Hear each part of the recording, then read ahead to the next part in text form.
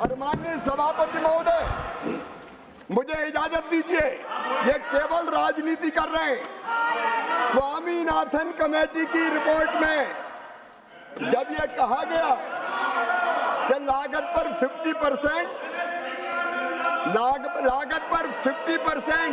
मुनाफा देकर समर्थन मूल्य घोषित करना चाहिए। यूपीए की सरकार ने, जब मनमोहन सिंह प्रधानमंत्री थे, उन्होंने साफ तौर पर यह कैबिनेट नोट है, मैं इसको सामने सदन के रखना चाहता हूं। इन्होंने ये कहा कि एमएसपी को उत्पादन की भारित औसत लागत से 50% अधिक तय करने की सिफारिश पर यूपीए सरकार ने कैबिनेट में यह कहते हुए स्वीकार नहीं किया कि सीएसीपी द्वारा प्रासंगिक कारकों की व्यवस्था पर विचार करते हुए एक वस्तुनिष्ठ मानदंड के रूप में एमएसपी की सिफारिश की गई है। इसलिए लागत पर कम से कम 50% की वृद्धि निर्धारित करना बाजार को विकृत कर सकता है। Put it on the table of the House. Honorable Minister, put it on the table of the House. During the day. इन्होंने स्वामीनाथन आयोग की सिफारिश स्वीकार करने से इनकार कर दिया। ये कांतिलाल भूरिया जी का जवाब, तत्कालीन कृषि मंत्री, उन्होंने कहा कि स्वीकार नहीं किया जा सकता। सम्मानीय शरद पवार जी का जवाब, जो सरकार में मंत्री थे, उन्होंने भी कहा कि सरकार सीपी की सिफारिशों के आधार पर एमएसपी तय करती है और इसलिए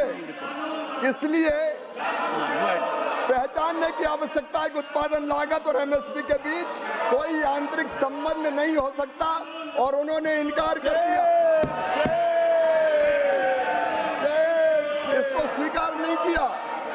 ये मंत्री केवी थॉमस का जवाब, इस सिफारिश को सरकार ने स्वीकार नहीं किया है क्योंकि एमएसपी की सिफारिश कृषि लागत और मूल्य आयोग द्वारा वस्तुनिष्ठ मानदंडों के आधार पर प्रासंगिक कारकों की व्यवस्था पर विचार करते हुए की जाती है।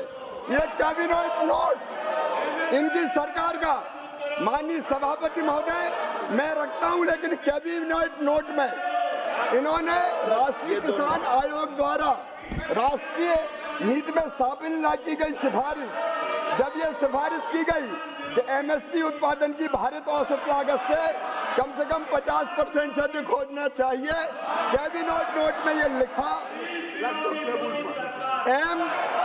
एमएसपी की सिफारिश सीएसीपी द्वारा संबंधित घटकों की किस पर विचार करते हुए बस्तीपूरक मानदंड पर की जाती है, अतः लागत पर कम से कम 50% की वृद्धि निर्धारित करने से मंडी में विकृति आ सकती है।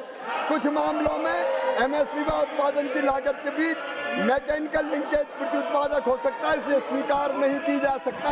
ये इनका चेहरा है, ये मैं पटल पर रखता हूँ, ये बचा के रख लो, ये ले जाओ, ये दे दिए, वो दे दिए, ये भी दे दिए। ये इनका असली चेहरा है। ये किसान के नाम पर, माननीय सभापति महोदय, केवल राजनीति करना चाहते हैं। ये देश को अराजकता में झोंकना चाहते हैं। लेकिन मैं पूरी जिम्मेदारी के साथ कृषि मंत्री के रूप में कहता हूं, प्रधानमंत्री जी के नेतृत्व में खेती को लाभ का धंधा बनाने में और किसानों की आमदनी दुगनी करने में कोई कसर नहीं छोड़ेंगे। हम दिन और रात काम करेंगे। कई फैसले लिए हैं और आगे भी किसान हितैषी फैसले लिए जाते रहेंगे। धन्यवाद माननीय सभापति महोदय।